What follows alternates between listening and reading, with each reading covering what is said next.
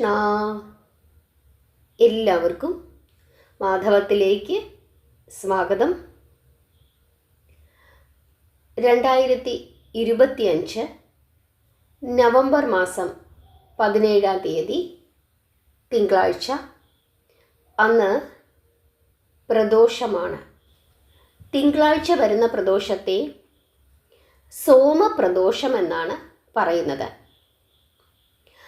ത്രയോദശി തിഥി ആരംഭിക്കുന്നത് 2025 നവംബർ മാസം 17-ാം തീയതി വെളുപ്പിനെ 4:47 മുതൽ 2025 നവംബർ മാസം 18-ാം തീയതി രാവിലെ 7:12 വരെയാണ്.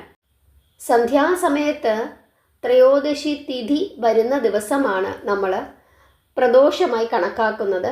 അതുകൊണ്ട് തന്നെ ഇത്തവണത്തെ പ്രദോഷം അത് 2025 നവംബർ മാസം 17-ാം തീയതി തിങ്കളാഴ്ചയാണ്. ഈ ത്രയോദശി സോമപ്രദോഷം എന്ന് അറിയപ്പെടുന്നു. പ്രദോഷ ദിവസം നമ്മൾ മഹാദേവനെയാണ് പ്രാർത്ഥിക്കേണ്ടത്. പ്രദോഷകാലത്തിലെ പ്രാർത്ഥന സമയം, അതായത് ഏറ്റവും ശ്രേഷ്ഠമായ പ്രദോഷകാല പൂജാമുഹൂർത്തം എന്ന് പറയുന്നത് 17-ാം തീയതി വൈകുന്നേരം 5:59 മുതൽ 8:26 വരെയാണ്. ആ സമയത്ത് എത്ര തവണ ഓം നമഃശിവായ എന്ന മന്ത്രം ജപിക്കാൻ സാധിക്കുന്നുവോ അത്രയും തവണ ജപിച്ച് മഹേശ്വരനെ പ്രാർത്ഥിക്കണം. കാരണം പ്രദോഷ സന്ധ്യാസമയത്ത് ആര് എവിടെ ഇരുന്ന് നമഃശിവായ മന്ത്രം ജപിക്കുന്നുവോ അവിടെ സകല ദേവതാ സാന്നിധ്യം ഉണ്ടാകുമെന്നും ആരാണോ ജപിക്കുന്നത് അവർക്ക് എല്ലാവിധത്തിലുള്ള ഐശ്വര്യങ്ങളും സകല ദേവീ ദേവന്മാരും നൽകും എന്നുമാണ് വിശ്വസിക്കുന്നത്. എന്താണ് പ്രദോഷ വ്രതത്തിൻ്റെ പ്രാധാന്യം? നമുക്കെല്ലാവർക്കും അറിയാം. പാലാഴി മഥനം നടക്കുന്ന സമയത്ത് മന്ധരപർവ്വതത്തെ മത്തായും വാസുകിയെ കയറായും സ്വീകരിച്ചുകൊണ്ടാണ് പാലാഴി കടയുന്നത്. എന്തിനു വേണ്ടിയിട്ടാണ്? അമൃതിനു വേണ്ടിയിട്ടാണ് കടയുന്നത്. ദുർവാസാവ് മഹർഷിയുടെ ശാപത്തിൻ്റെ ഫലമായിട്ട് ദേവന്മാർക്ക് ജരാനരകൾ ബാധിച്ചു. ആ ജരാനരകൾ മാറുന്നതിനു വേണ്ടിയിട്ടാണ് അസുരന്മാരുടെ സഹായത്തോടു കൂടി പാലാഴി കടയുന്നത്. അസുരന്മാർ ആദ്യമൊന്നും സമ്മതിച്ചില്ല. മഹേശ്വരൻ്റെ പ്രത്യേക നിർദ്ദേശപ്രകാരമാണ് അസുരന്മാർ സമ്മതിക്കുന്നത്. മഹാബലി ഉൾപ്പെടെയുള്ള ആളുകൾ അവിടെ സന്നിഹിതരായിരുന്നു. ആ സമയത്താണ് വാസുകി ഛർദ്ദിക്കുന്നത്, കാളകൂട വിഷം. കാരണം രണ്ട് വശത്തും നിന്നുകൊണ്ട് വാസുകിയെ ഇങ്ങനെ ദേവന്മാരും അസുരന്മാരും പിടിച്ചു വലിക്കുകയാണ്. കൂടാതെ ഈ മന്ധരപർവ്വതത്തെ ചുറ്റി ഇങ്ങനെ കെട്ടിയിരിക്കുകയാണ് വാസുകിയെ. അങ്ങനെ കുറച്ച് കഴിഞ്ഞപ്പോഴേക്കും വാസുകിക്ക് വല്ലാത്ത ക്ഷീണമുണ്ടാവുകയും വാസുകി ഛർദ്ദിക്കാൻ പോവുകയും ചെയ്യുന്നു. വാസുകിയുടെ കണ്ണൊക്കെ ഇങ്ങനെ തുറിച്ച് വെളിയിലോട്ട് വന്നു. അത്രയും ആയപ്പോൾ തന്നെ 14 ലോകങ്ങൾക്കും ശ്വാസം മുട്ടാൻ തുടങ്ങി. കാരണം അതികഠിനമായ കൊടിയ വിഷമാണ് വാസുകി ഛർദ്ദിക്കുവാൻ പോകുന്നത്, കാളകൂട വിഷം. ആ വിഷം താഴേക്ക് പതിച്ചാൽ 14 ലോകങ്ങളും നശിക്കും. അതോടുകൂടി എല്ലാവരും വിഷമിച്ചു. ഇനി എന്തു ചെയ്യുമെന്നറിയാത്ത ഒരു ആശങ്കയിലായി. എന്തു ചെയ്യും? ആ സമയത്ത് സകല ലോകത്തെയും രക്ഷിക്കുന്നതിനായി, സകല ജീവരാശികളെയും രക്ഷിക്കുന്നതിനായി സാക്ഷാൽ മഹാദേവൻ തൻ്റെ തൃക്കൈയിലേക്ക് ആ കാളകൂട വിഷത്തെ സ്വീകരിക്കുന്നു. തൻ്റെ തൃക്കൈയിലേക്ക് സ്വീകരിച്ച വിഷത്തെ താഴെ കളയുവാൻ സാധിക്കില്ല. പിന്നെന്തു ചെയ്യുന്നു? സ്വശരീരത്തിലേക്ക് ആ വിഷത്തെ ആവാഹിക്കുന്നു, കുടിക്കുന്നു ഭഗവാൻ. ആ വിഷം ഭഗവാന്റെ തിരുകണ്ഠത്തിൽ ഉറച്ചുപോയി. അങ്ങനെ ഭഗവാന് നീലകണ്ഠൻ എന്ന പേര് ലഭിക്കുന്നു. കൊടിയ വിഷമാണ് മഹേശ്വരൻ ഭക്ഷിച്ചത്. അതുകൊണ്ട് മഹാദേവൻ ആ കൊടിയ വിഷം ഭക്ഷിച്ചതിൻ്റെ ആ ക്ഷീണത്താൽ മഹാദേവൻ മഹാദേവിയായ ശ്രീ പാർവതീദേവിയുടെ മടിയിൽ തലവെച്ച് കുറച്ചു സമയം വിശ്രമിക്കുന്നു, മയങ്ങുന്നു. ആ സമയത്ത് ഓം നമഃശിവായ മന്ത്രം ജപിച്ചുകൊണ്ട് സകല ദേവന്മാരും സപ്തർഷികളും യക്ഷന്മാരും കിന്നരന്മാരും ഗന്ധർവന്മാരും എല്ലാവരും അവിടെ സന്നിഹിതരായി എല്ലാവരും ഓം നമഃശിവായ എന്ന മന്ത്രം ജപിച്ചുകൊണ്ട് ഭഗവാന്റെ ചുറ്റിനും നിന്നു. ഭഗവാൻ ഉണർന്നെഴുന്നേൽക്കുന്നു ഒരു ത്രയോദശി സന്ധ്യയിൽ. ആ ത്രയോദശി സന്ധ്യയാണ് പ്രദോഷം എന്ന് വിളിക്കുന്നത്. ഭഗവാൻ ഒരു ത്രയോദശി സന്ധ്യയിൽ ഉണർന്ന് എഴുന്നേൽക്കുകയും ആനന്ദ നടനം ആടുകയും ചെയ്തു. പാർവതീദേവിയെ സന്തോഷിപ്പിക്കുന്നതിനായി നന്ദി ഭഗവാന്റെ കൊമ്പുകൾക്കിടയിലൂടെ ആനന്ദ നടനം ആടി.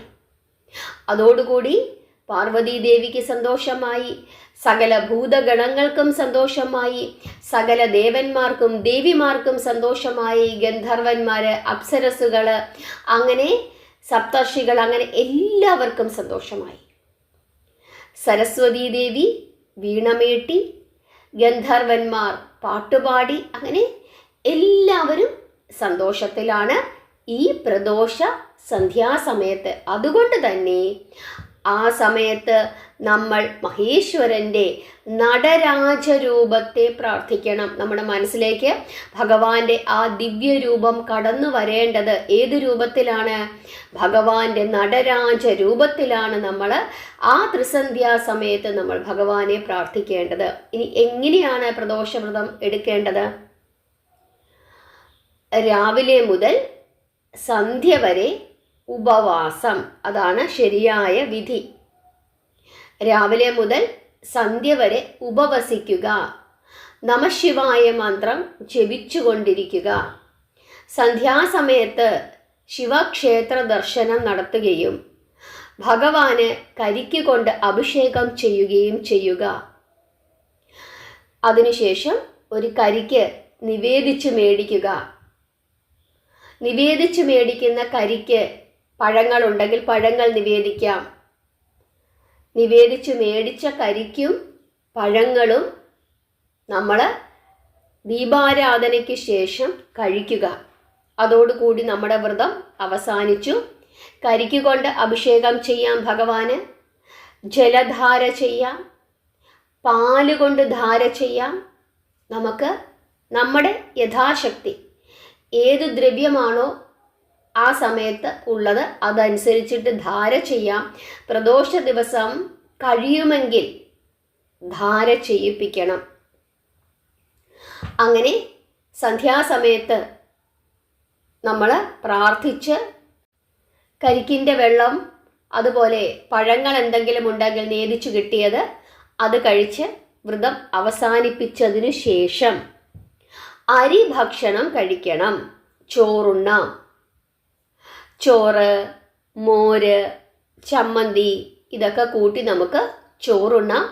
ഉള്ളിയും വെളുത്തുള്ളിയും ചേർക്കാതെ അരയ്ക്കുന്ന ചമ്മന്തി വേണം നമ്മൾ കഴിക്കേണ്ടത്. അതോടുകൂടി നമ്മുടെ വ്രതം അവസാനിച്ചു. ഒരു പകൽ മുഴുവൻ ഉപവാസം.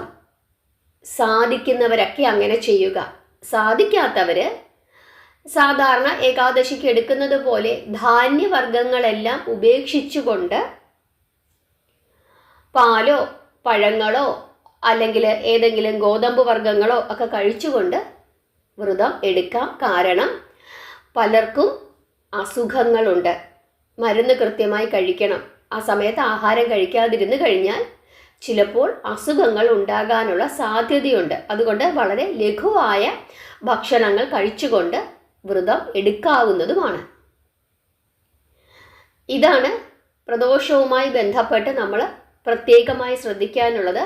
അന്ന് സന്ധ്യാസമയത്ത് വൈകുന്നേരം, അതായത് 5:59 6 മണി മുതൽ 8:26 വരെ മഹേശ്വരനെ പ്രാർത്ഥിച്ചുകൊണ്ടിരുന്നു കഴിഞ്ഞാൽ വളരെ വളരെ ശ്രേഷ്ഠമാണ്. കാരണം അതാണ് പ്രദോഷകാല പൂജാ മുഹൂർത്തം. ഇനി നമുക്ക് സോമപ്രദോഷത്തിൻ്റെ വ്രതകഥ നോക്കാം. സൂതനാണ് ശൗനകാദി മഹർഷികൾക്ക് ഈ കഥ പറഞ്ഞു കൊടുത്തത്.